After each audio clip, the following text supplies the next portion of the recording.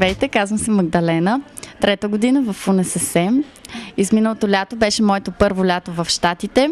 Бях в Ню Йорк, Лонг Айланд. Работих като стюардеса в автобус.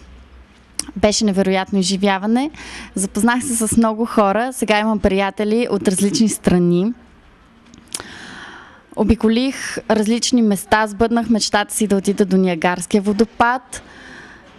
Позволих си да отида на екскурзия до Бахамите. Беше невероятно изживяване. Пожелавам го на всеки. Работата ми беше изключително интересна. Срещнах много известни личности.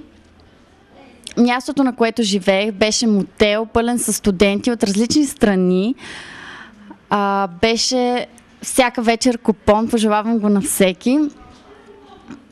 Това, което искам да кажа е, ако някой се колебае, няма място за колебание, а го направете сега, защото е нещо, което никога няма да съжалявате за него. Работата, която върших, позволяваше ми да започна и втора работа.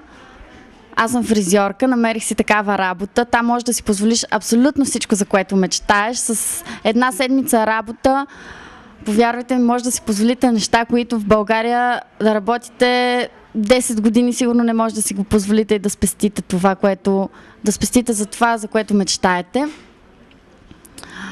Аз заминах с моя колежка, там станахме най-добрите приятелки.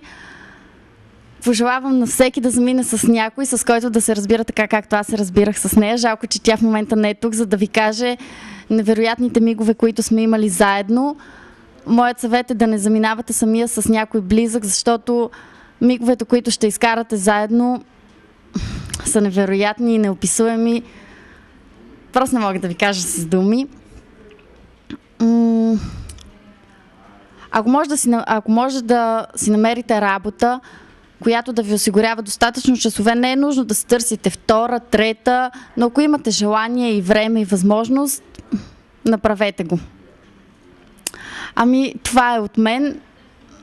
Отидете в Щатите и изкарайте едно незабравимо лято. Успех!